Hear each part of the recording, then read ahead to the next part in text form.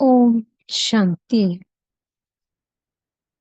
आज 25 जून 2024 के साकार मधुर महावाक्य हैं मधुबन से।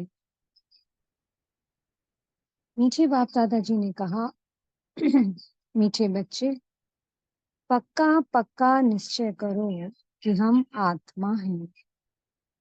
आत्मा समझकर हर काम शुरू करो तो बाप याद आएगा, पाप नहीं होगा।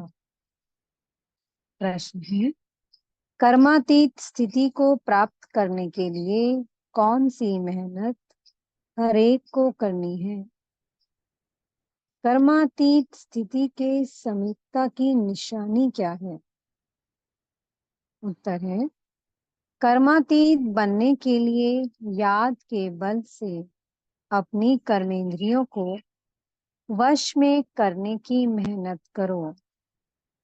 अभ्यास करो, मैं निराकार आत्मा, निराकार बाप की संतान हूँ।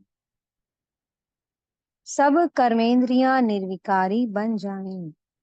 ये है जबरदस्त मेहनत। जितना कर्मातीत अवस्था के समीप आते जाएंगे, उतना अंग अंग शीतल सुगंधित होते जाएंगे। उनसे विकारी बांस निकल जाएगी। अतीन्द्रिय सुख का अनुभव होता रहेगा। ओम शांति। शिव भगवानुवाच, ये तो बच्चों को नहीं बताना है कि किसके प्रति। बच्चे जानते हैं शिव बाबा ज्ञान का सागर है, मनुष्य सृष्टि का बीज रूप है, तो जरूर आत्माओं से बात करते हैं।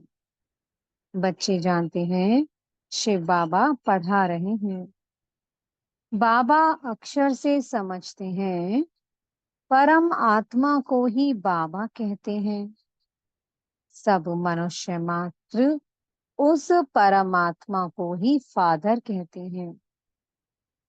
बाबा परम धाम में रहते हैं।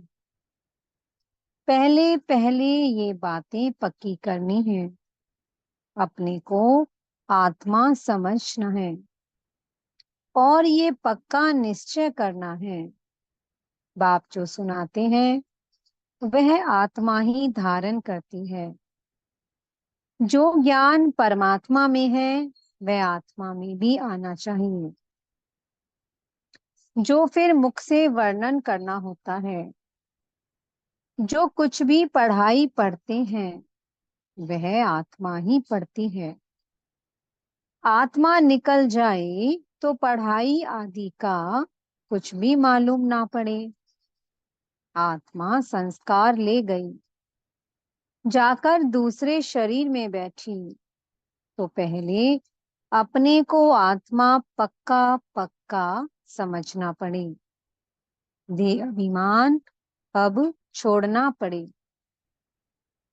आत्मा सुनती है, आत्मा धारण करती है। आत्मा इसमें नहीं होती तो शरीर हिल भी ना सके। अब तुम बच्चों को ये पक्का पक्का निश्चय करना है। परमात्मा हम आत्माओं को ज्ञान दे रहे हैं। हम आत्मा भी शरीर द्वारा सुनती हैं और परमात्मा शरीर द्वारा सुना रहे हैं। ये घड़ी घड़ी भूल जाते हैं, देह याद आती है। ये भी जानते हो अच्छे व बुरे संस्कार आत्मा में ही रहते हैं। शराब पीना, छीछी बात करना, ये भी आत्मा करती है ऑर्गेन्स द्वारा। आत्मा ही इन ऑर्गेन्स द्वारा इतना पार्ट बजाती है। पहले पहले आत्म अभिमानी जरूर बनना है। बाप आत्माओं को ही पढ़ाते हैं। आत्मा ही फिर ये नॉलेज साथ में ले जाएगी। जैसे वहां परम आत्मा ज्ञान सहित रहते हैं, वैसे तुम आत्माएं फिर ये नॉलेज साथ में ले जाएंगी। मैं तुम बच्चों को इस ज्ञान सहित ले जाता हूँ। फिर तुम आत्माओं को पाठ में आना है। तुम्हारा पाठ है नई दुनिया में प्रारब्ध भोगना। ज्ञान भूल जाता है। ये सब अच्छी रीति धारण करना है। पहले पहले ये बहुत बहुत पक्का करना है कि मैं आत्मा हूँ। बहुत हैं जो ये भूल जाते हैं। अपने साथ बहुत बहुत मेहनत करनी है। विश्व का मालिक बनना है तो मेहनत बिगर थोड़े ही बनेंगे। घड़ी घड़ी इस पॉइंट को ही भूल जाते हैं, क्योंकि ये नई नॉलेज है। जब अपने को आत्मा भूल देह अभिमान में आते हैं तो कुछ न कुछ पाप होते हैं। देही अभिमानी बनने से कभी पाप नहीं होंगे। पाप कट जाएंगे। फिर आधा कल्प कोई पाप नहीं होगा। तो ये निश्चय रखना चाहिए, हम आत्मा पढ़ती हैं, देह नहीं। आगे जिस्मानी मनुष्य मत मिलती थी, अब बाप श्रीमत दे रहे हैं। ये नई दुनिया की बिल्कुल नई नॉलेज है। तुम सब नए बन जाएंगे। इसमें मूंझने की बात ही नहीं।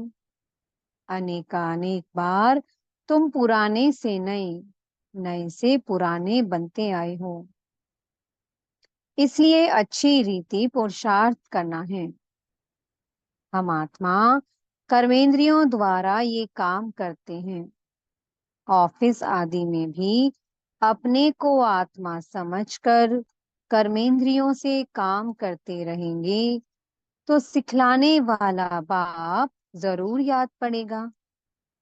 आत्मा ही बाप को याद करती है। भल आगे भी कहते थे हम भगवान को याद करता हूँ, परंतु अपने को साकार समझ निराकार को याद करते थे। अपने को निराकार समझ निराकार को याद कभी नहीं करते थे। अभी तुमको अपने को निराकार आत्मा समझ निराकार बाप को याद करना है। ये बड़ी विचार सागर मंथन करने की बात है। भल कोई कोई लिखते हैं हम 2 घंटा याद में रहते हैं। कोई कहते हैं हम सदैव शिव बाबा को याद करते हैं। परंतु सदैव कोई याद कर ना सके। अगर याद करता तो पहले से ही कर्मातीत अवस्था हो जाए। कर्मातीत अवस्था तो बड़ी जबरदस्त मेहनत से होती है। इसमें सब विकारी कर्मेंद्रियां वश हो जाती हैं।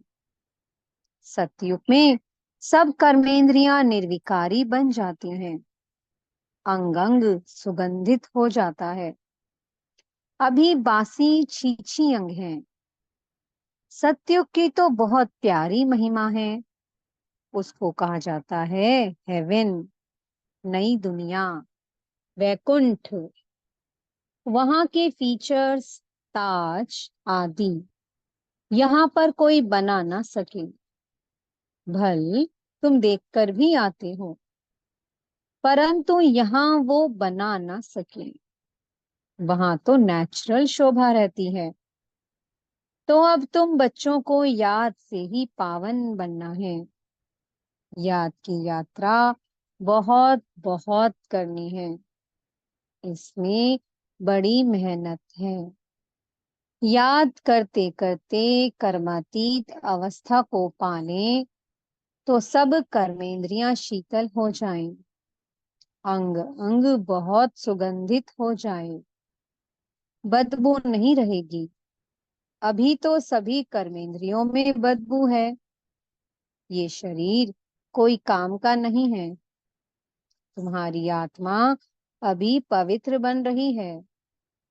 शरीर तो बन ना सके, वो तब बने जब तुमको नया शरीर मिले, अंग अंग में सुगंध हो। ये महिमा देवताओं की है। तुम बच्चों को बहुत खुशी होनी चाहिए। बाप आया है तो खुशी का पारा चढ़ जाना चाहिए। बाप कहते हैं, मुझे याद करो तो विकर्म विनाश होंगे।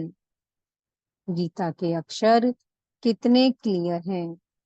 बाबा ने कहा भी है, मेरे जो भक्त हैं, जो गीता पाठी होंगे, वो श्री कृष्ण के पुजारी जरूर होंगे।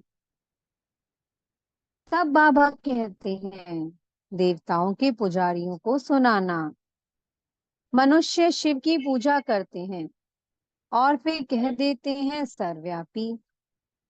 ग्लानि करते हुए भी मंदिरों में रोज जाते हैं। शिव के मंदिर में ढेर के ढेर जाते हैं।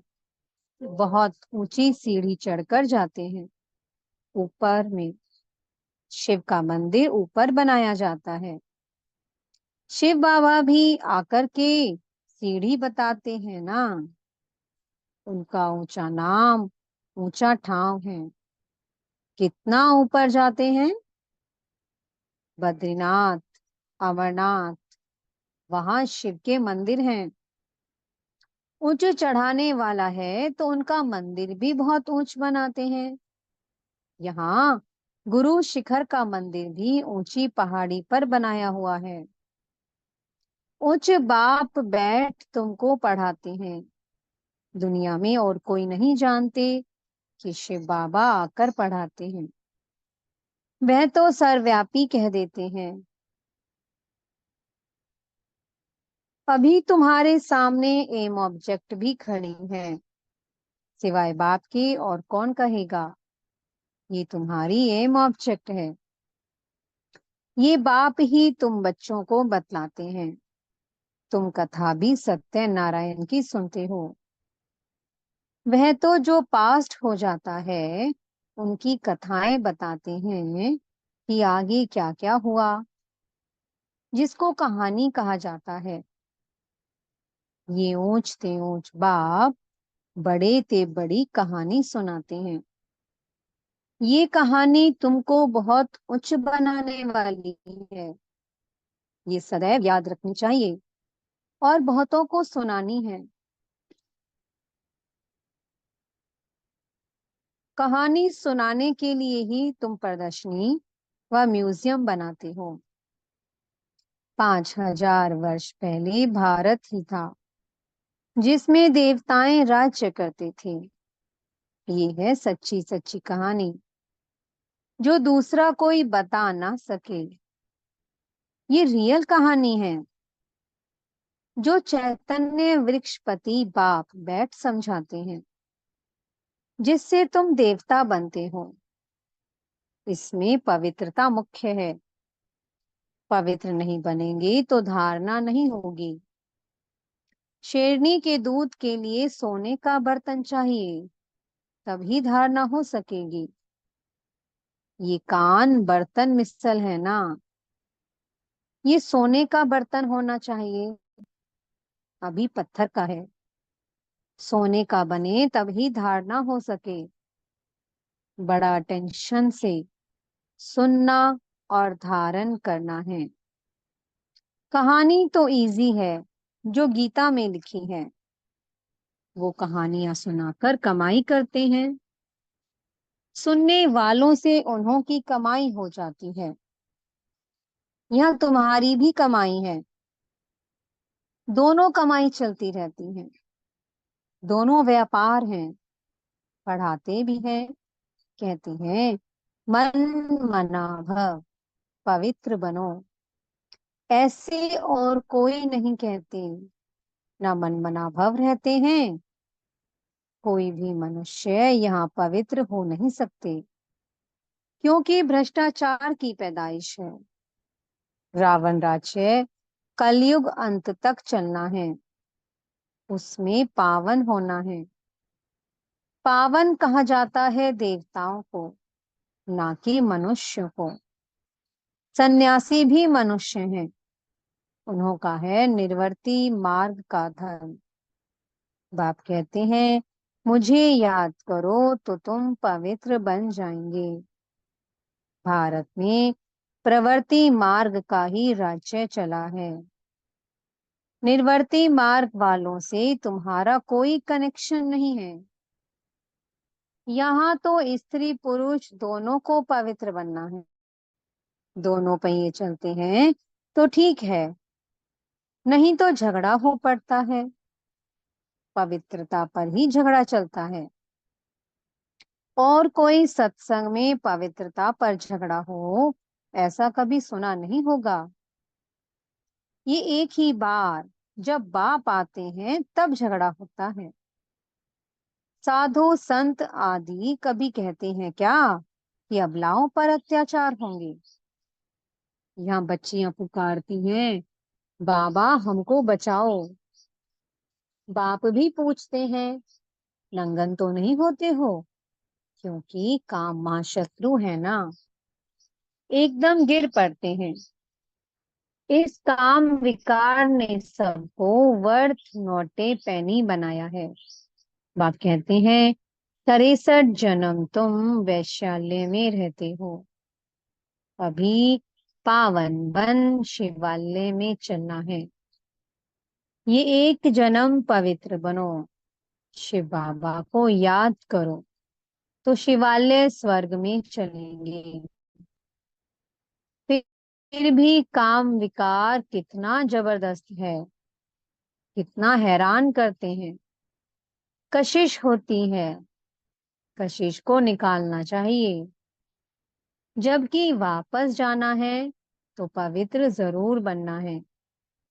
टीचर कोई बैठा थोड़ी रहेगा, पढ़ाई थोड़ा समय चलेगी। बाबा बता देते हैं, हमारा ये रथ है ना, रथ की आयु कहेंगे। बाप कहते, हम तो सदैव अमर हैं। हमारा नाम ही है अमरनाथ। पुनर्जन्म नहीं लेते, इसलिए अमरनाथ कहा जाता है। तुमको आधा कल्प के लिए अमर बनाते हैं, फिर भी तुम पुनर्जन्म लेते हो। तो अब तुम बच्चों को जाना है ऊपर। मुंह उस तरफ, टांगे इस तरफ करनी है। फिर इस तरफ मुंह क्यों फिराना चाहिए। कहते हैं, बाबा भूल हो गई, मुंह इस तरफ हो गया, तो गोया उल्टे बन जाते हैं। तुम बाप को भूल देह अभिमानी बनते हो तो उल्टा बन जाते हो। बाप सब कुछ बतलाते हैं। बाप से कुछ भी मांगना नहीं है कि ताकत दो, शक्ति दो। बाप तो रास्ता बतलाते हैं। योग बल से ऐसा बनना है। तुम योग बल से इतने साहूकार बनते हो जो 21 जन्म कभी कोई से मांगने की दरकार नहीं। इतना तुम बाप से लेते हो।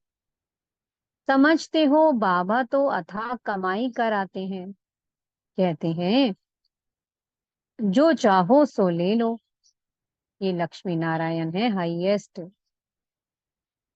फिर जो चाहे सो लो। पूरा पढ़ेंगे नहीं तो प्रजा में चले जाएंगे। प्रजा भी जरूर बनानी है। तुम्हारे म्यूजियम आगे चलकर ढेर हो जाएंगे। और तुमको बड़े बड़े हॉल मिलेंगे, कॉलेज मिलेंगे, जिसमें तुम सर्विस करेंगे। ये जो शादियों के लिए हॉल बनाते हैं, ये भी तुमको जरूर मिलेंगे। तुम समझाएंगे, शिव भगवान उवाच, मैं तुमको ऐसा पवित्र बनाता हूँ तो ट्रस्टी हॉल दे देंगे। बोलो भगवान उवाच, काम शत्रु है जिससे दुख पाया है। अब पावन बन पावन दुनिया में चलना है। तुमको हॉल मिलते रहेंगे, फिर कहेंगे टू लेट। बाप कहते हैं, मैं ऐसे मुफ्त में थोड़े ही लूंगा जो फिर भरकर देना पड़े। बच्चों के पाई पाई से तालाब बनता है। बाकी तो सबका मिट्टी में मिल जाना है। बाप सबसे बड़ा शर्राफ भी है, सुनार धोबी कारीगर भी है। अच्छा, मीठे मीठे से तिलक दे बच्चों प्रति माता पिता बाप दादा का याद प्यार और गुड मॉर्निंग। रूहानी बाप की रूहानी बच्चों को नमस्ते। हम रूहानी बच्चों की मीठे रूहानी बाप दादा को बहुत बहुत याद प्यार गुड मॉर्निंग और नमस्ते। धारणा के लिए मुख्य सार है। पहला पॉइंट, बाप जो सच्ची सच्ची कहानी सुनाते हैं वो अटेंशन से सुननी और धारण करनी है। बाप से कुछ भी मांगना नहीं है। 21 जन्मों के लिए अपनी कमाई जमा करनी है। दूसरा पॉइंट है, वापस घर चलना है, इसलिए योग बल से शरीर की कशिश समाप्त करनी है। कर्मेंद्रियों को शीतल बनाना है, इस देह का भान छोड़ने का पुरुषार्थ करना है। मुझे सदगुरु जी वरदान दे रहे हैं। एक स्थान पर रहते अनेक आत्माओं की सेवा करने वाले लाइट माइट संपन्न भव। जैसे लाइट हाउस एक स्थान पर स्थित होते दूर दूर की सेवा करता है, ऐसे आप सभी एक स्थान पर होते अनेकों की सेवा अर्थ निमित्त बन सकते हो। इसमें सिर्फ लाइट माइट से संपन्न बनने की आवश्यकता है। मन बुद्धि सदा व्यर्थ सोचने से मुक्त हो। मन मना भव के मंत्र का सहज स्वरूप हो। मनसा शुभ भावना श्रेष्ठ कामना श्रेष्ठ वृत्ति और श्रेष्ठ वाइब्रेशन से संपन्न हो तो ये सेवा सहज कर सकते हो। यही मनसा सेवा है।